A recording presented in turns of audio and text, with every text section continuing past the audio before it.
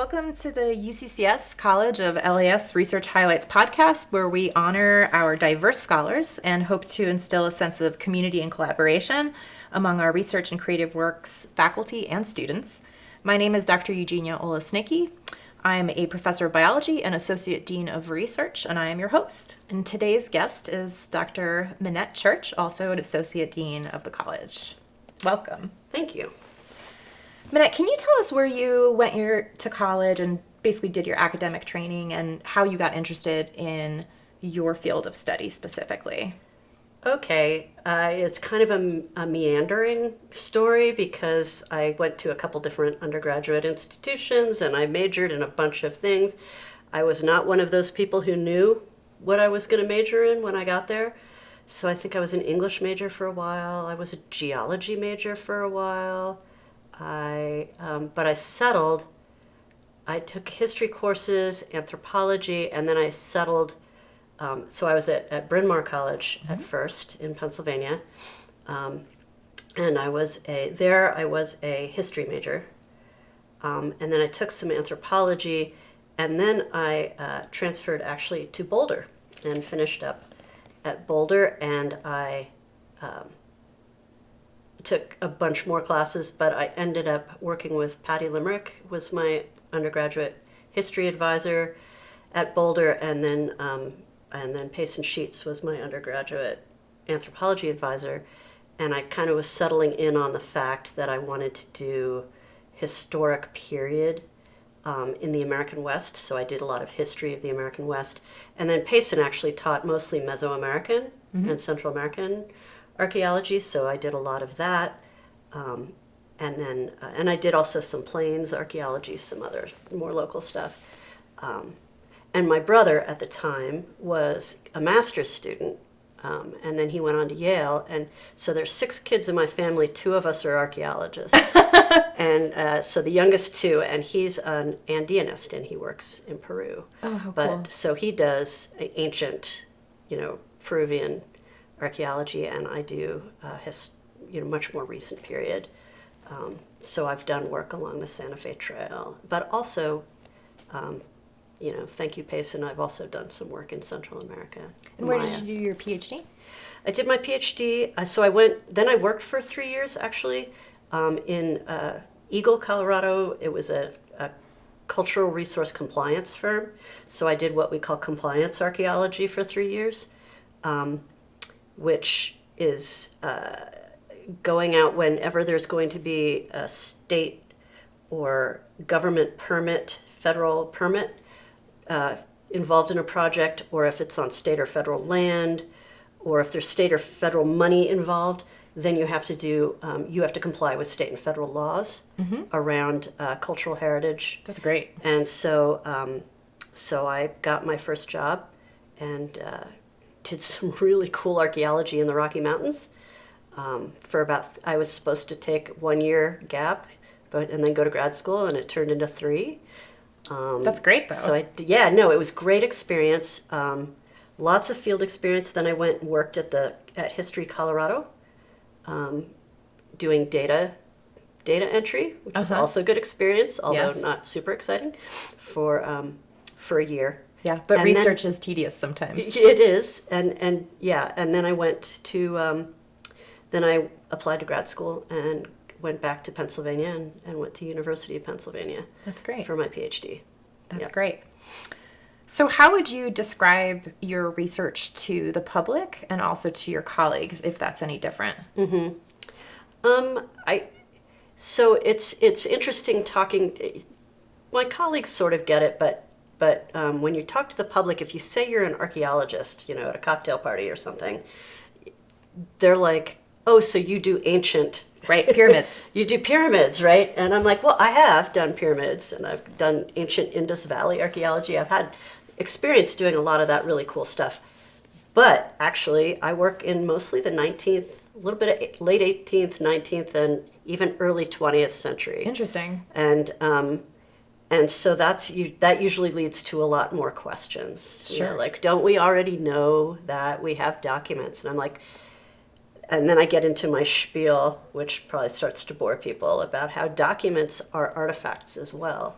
Right. So I work with excavated materials, I work with the built environment, and I work with documents. I mean, they're all created by people, and all of them have, you're writing the document for a purpose, you're making the artifact for a purpose. Right. There's an audience, there's a user audience, and I kind of like to say that this is not something that just comes from me, but that archaeology is sort of a more democratic data source for past human behavior than if you only look at documents, because documents are written by people who know how to write, for people who know how to read, and they write about the things that they think are important. Correct. So yeah. there's like a lot of sampling bias built right into that data source, whereas everybody throws stuff away. Right. Like everybody's. So, we are all about garbage. We are all about. You probably get a very interesting glimpse into somebody's life. Right. There's this super interesting University of Arizona project where they actually, they would send out surveys to families and say, what do you throw away? What do you think you throw? So they would ask, actually, the survey asked questions like, do you get a paper newspaper? Do you, how much alcohol do you think you drink a week? How much? And, people are more or less honest, and it's not even necessarily that they're dishonest, but sometimes the story we tell themselves is like if somebody says, how many beers do you drink a night? And you're like, only one. Yeah. Because that's the story you tell yourself. And so, and then they asked the people, we would also like to sample your garbage. So they had lab coats made that said Le Projet du Garbage. And it's hapless grad students who would go out and people dumpster dive behind people's houses. But they would match up the surveys as self-reported behaviors during the week with the garbage. With the garbage. And, it turns out that, and one of the things they found out that I think, actually had policy implications, and it was interesting, was they divided these neighborhoods up into socioeconomic, like really roughly socioeconomic areas. And so I asked my students, because we read the book that's based on this, and it's just called Rubbish.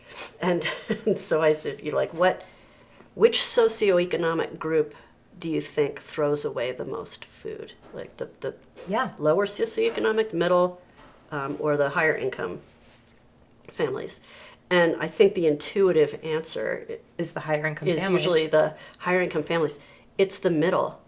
Interesting. So the lower income families and the higher income families are both pretty conservative about like what they buy and what they throw away. And it's the middle income families that are more wasteful. The most wasteful or least recycling. I feel like that tracks, actually. Yeah. From my life experience. Yep. Yeah. And then they went and did municipal waste and looked at, well, what's the biggest percentage, because they were looking at recycling and policy, what's the biggest percentage of our waste in municipal waste? And it turns out to be construction debris. Interesting. It's construction. So everybody's like, oh, I think it's disposable diapers, or I think it's newspapers, or I think it's this. But it's by far, it was construction debris. That's interesting. So it's so that's people doing like even modern garbage, which I don't do as much, but you can learn about things that people don't write down. Of course. Or Of course. And I think it gives you a better sense of how you got here. Sure. And I think it also gives you a better sense of. I think I'm at heart. I'm kind of a contrarian. Mm-hmm. So you learn this history, going through school, American history, and a lot of it's this, and then we did this, and this was great. But again, people's garbage is more democratic, and it often tells a very different story. Right. And so you're like, That's interesting. This is what the refuse says. This is what they wrote down historically happened, And it doesn't match. It doesn't match, so you have to triangulate the data. This is science. This is where it's a science, right? Yes, of course. Because you've got oral history in some cases, you've got the excavated evidence, and you've got the documentary evidence. And when they don't match, to me, that's when it's interesting. Yes, I would agree. That sounds very interesting. Yeah. So what would you say is your biggest challenge in research at the moment? And I will say that a lot of people have the same challenge, which is time. Time. And money.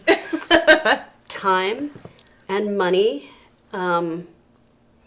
It's interesting because I can't not talk about the fact that just this morning there was a hearing in Washington about the Section 106 process, which is the main federal process for protection of archaeological and historic sites. And so the Historic Preservation Act, that, the original version of that was 1906, like Teddy Roosevelt. Yeah. It's under threat, and so they're having hearings about it. And some people are like, we need to streamline it because this is holding up progress. I actually was thinking about this the other day because of the renovations on the White House, and I was like, which is exempt from it is exempt. Which, like the Smithsonian, was exempt from all the museum-related laws. Interesting. All of the DC, Washington D.C., all of the White House, all of that, all those monuments are actually exempt. That's very surprising. It's still, there are still legal processes that are supposed to happen. Okay. Interesting. Okay. I'll just leave it at that. Sure. So it's not that it's completely like they can do whatever they want. Right. Theoretically, but sure. Yeah. So this I think so time, money, and frankly the access. national context right now is kind of difficult because and one thing that History Colorado is working on, and that is part of my research, is doing the archaeology of people who have been overlooked. That's great. Historically, because people don't feel like they have buy-in to historic preservation if it's all about Mount Vernon, right, or Kit Carson. Sure. If it's all about certain individuals and groups and not others. Yeah, that's a lot of gaps in our history with that respect to that. So I think this kind of leads in to my next question, which in my mind, I'm thinking access to sites probably has changed, but what has fundamentally changed about your work from when you started until now? Access to sites certainly has changed. For the better, or? Well, I think. Okay, what do you mean by access to the sites? Do you mean like physical access to the sites, or I was just thinking who about has access to the sites? Yeah, and if you have limitations to certain sites, and since you're excavating things, I guess I've never really thought about. Yeah. Do you get permission? I You assume do. so. You have to get you have to get a permit, and that's probably gotten more rigorous. But it's always been. You have to have a research design. You can't just go like, I climbed Everest because it's there. Look at this cool pyramid. I'm going to dig it because it's there. You can't do that anymore. You really haven't been able to do that since I've been doing archaeology. Sure, I would imagine. But you have to have a research design. You have to have a federal or state or city whatever permit or permission from a private landowner. And you have, and of course, you have to have a budget. Right. And it's archaeological field work is expensive. Yes. But one of the other things that's changed is technology. So we can do a lot more remote sensing. We can do ground penetrating radar. We can do non-invasive kinds of That's very things, cool. which is like a high capital investment for the equipment. But once you have the equipment, it can be cheaper. And the other thing that we have to bear in mind. Two things. One is that archaeology is destructive. So once you excavate the data, you try to document the heck out of everything. Yes. So that you could kind of theoretically reverse engineer and rebuild the site. Sure. But that data, it's out of context as soon as you Of pull it out course. of the ground. So we try to sample rather than do complete excavations. Okay. Plus it's cheaper. So trying to figure out what is the right sample to get you the information you want. Right. And then the other thing is, what happens to all the artifacts that you pull After, out of the yeah. ground? So we have nationwide, and have for some time, kind of a curation crisis. Okay. Because That makes sense. scientifically, we want other people to be able to come look at our data and ask different questions. Of course. And so we have to store our data in a way that the materials are stable. So there's a lot of materials science going on here. And then also so that other scholars and descendant groups. So another way that really has changed for the better is that we need to talk to, it's not just a matter of getting permission of a landowner, whoever that might be, but also if you are working on an indigenous site, Sure. talking to, and not just talking to, but ongoing conversations with, building a relationship, building a trust relationship with. Right. Because archaeology has a fairly colonialist history. Sure. And so there's a lot of distrust Yes, understandable. there.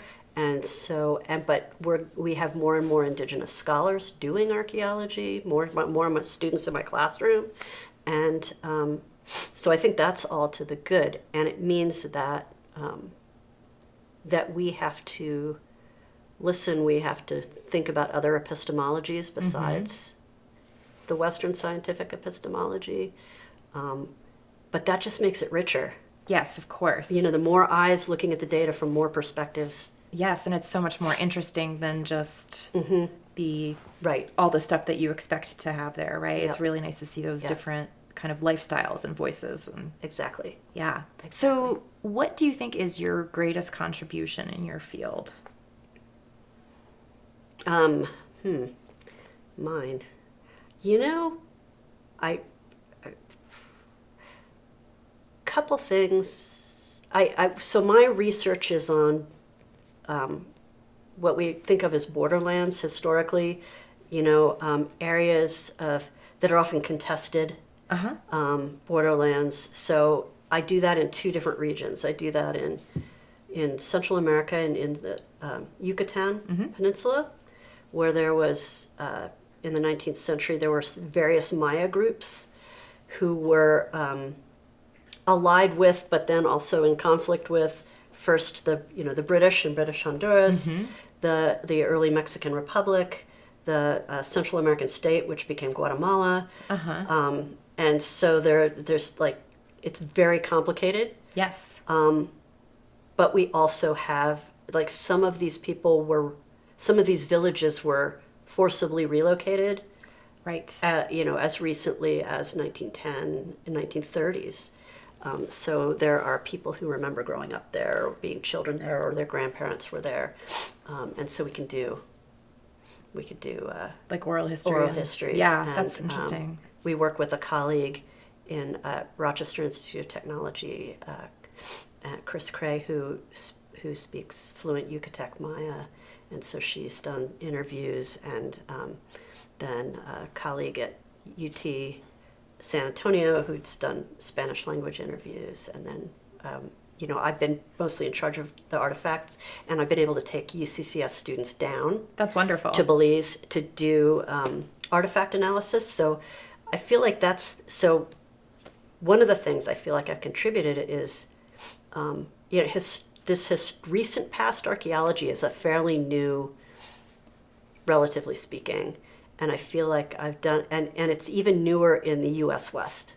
Yes. And so, because a lot of people are like, we don't have history in the U.S. It's like, well, you don't have history in the U.S. West. Right. But there are a lot of people who That do. have a very deep history in the Yeah, US and really West. interesting one. Yeah. And so, what I think maybe it's not the biggest impact I've had, but what I've enjoyed about teaching here in this region at this institution is students who would not otherwise have had any idea that there could be archaeology of their past Right. in the classroom, and they get really enthusiastic. That's great. And, and they go on to careers, and I get to watch them have Yes. careers doing, bringing an indigenous perspective or a Hispano perspective to the history of Colorado in whatever agency they're working with or whatever. Yeah, and so that's been really fun. That's really interesting. I actually, as you were saying about the borderlands, it reminds me of me going to visit my sister in Ukraine when she was living there. And we went and we climbed the tallest mountain in the Carpathians, which is Hovedala in Ukraine, tallest mountain there. And as you're walking along the ridge, you have these border markers. Yeah. That are completely wrong now, right? They say like Poland on one side and Ukraine on the other, but those borders are completely different now, but they still are there. And for me, because I was a history major and I love all that kind of stuff, I was completely fascinated by it. It really is. When I got here in 1997, I was like, okay, next year is the 150th anniversary of the border with Mexico being in Pueblo. That's right. That's right. Nobody, I was like, surely here I am in Colorado, I'm a half hour north of Pueblo. We're going to talk about, because my dissertation and research I've done since is on a particular family named the Lopez family who had land. And it's definitely one of those, like, we didn't cross the border crossed us. And the Arkansas River kind of situation. And the Arkansas River was the border. And, Pueblo was a border town, and it was a trading post. Yeah. And a border town. And so I was like waiting for something like some, on NPR or some public recognition, and there just wasn't. And I talk about it in my classroom, and they're like, and there were students, if you were from Pueblo, you kind of had some idea. Sure. But students that were from Colorado Springs and North are like, what? Yeah, I always joke. That was Mexico? I always joke when I go to Buena Vista. I'm like, this is people's great-grandparents. Sure. It's not that long ago. Yeah. I always joke that when I go to Buena Vista, which is kind of my happy place, that I'm going on vacation to Mexico. And I'm just barely over it, right? Right along the Arkansas River. But I do think that that's a cool piece of history. And southern Colorado is a really historically rich... The Midland Trail must have so much cool stuff to do. And yeah. In a way that that I think a lot of people don't recognize. Yeah, that's great. So, I mean, really bringing attention to the local history, I think, is really important. And that sounds like a really big contribution that you've made. So, I'll never forget being on the site of one of the Lopez family sites, and one of my students who's now works for the city came back for the second 10-day session when we were camped out in the middle of nowhere. And that's another thing. Students then didn't have cell phones and weren't worried about it. Now they what? We don't have cell phone reception? Yes. But we were down there, and she gets down there for the second session. She's like, I was talking to my uncle. Turns out these are my relatives. That's great. we're excavating so yeah. That's got to be very cool. Yeah. So I just have one final question. And I think, as I interview people for the podcast, so many people meander before they actually, find their niche, which I think is a good thing, right? I often say that knowing that you don't want to do something is often more important than knowing what you do want to do. So I guess my question for you is, do you have any advice for students on maybe their academic training? I always say just do what you love and explore different things so that you find what you're really passionate about. I'd say explore what you love, do different things. If you think you might want to do archaeology, go out and do field work. Because I have had the experience of it's hot, there's bugs, and for some people it's just not. And sometimes they keep working in collections, but they go more of a museum track. But it will still be good, even if they go into that track, for them to have had that field experience. To understand and where it then comes for from. the students who are all about the field experience, like I want to live outside, I want to hike in the wilderness, all that stuff, get lab experience. Because I also have worked with people who have really are only field archaeologists. And if they don't, a lot of a lot of the brain work happens in the lab. Like the interpretation happens in the lab. So that's a huge, it's like 3 to 4 lab days for every person day in the field. to just process the artifacts, but also that's where you're doing all the interpretation of past human behavior, really, is in the lab. Sure.